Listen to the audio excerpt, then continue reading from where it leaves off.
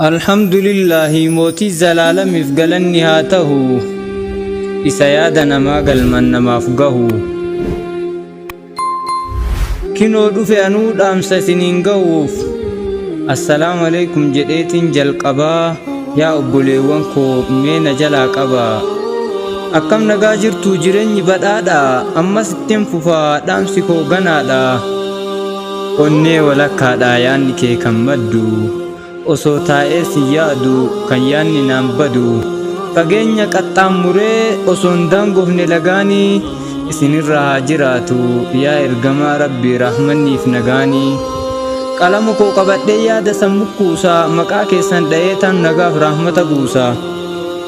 caalaa uumaa rabbii akhlaaqa qabeessa tolchaa qaamaaf qalbii yaa muuda dhabeessa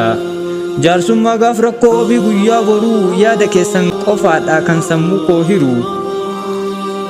gaafa nu cancaalu danfi nurraa baqu rusuloonni yeroo didan rabbiin bira dhaqu isintu bira deemee ummata baraaraa rabbiin bira nuuf deemtanii kadhattan araaraa rabbi situ hin guddise miti kennaa namaa keessaaf alaan hin qabdanu hamaa rabbi tusin faaye isin miidhagsee haala qulqulluu roga maraati eenyutu isin caala keessaaf gubbaan tolchee badirraa dhoorgatee haala isaa miidhagsee addunyatti ergate haala keessan miidhagsee fakkeenya taasisee isintu dukkana ibsee shirkii biyyaa baase uumama isaa keessaa hundumaa caalchisee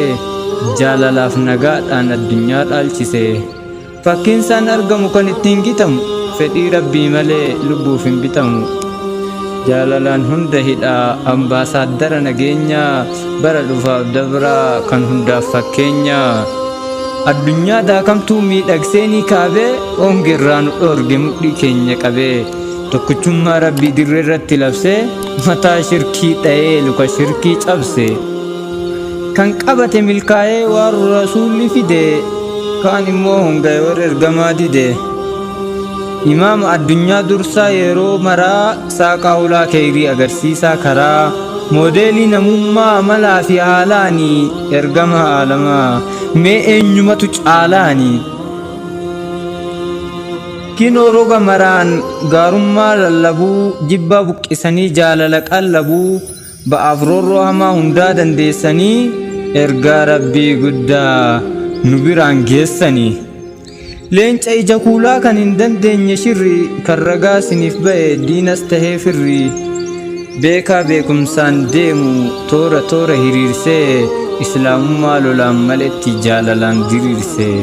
jaalatamaa yeroo maraa kan haala gaarumuu seenaa keessan laalee kan namni haaromuu nu haa godhu rabbiin kan karaa keessan ijaaru rahmannii fi nageenyi isin irratti haa waaru rahmataaf nageenyi isin irratti haa waaru.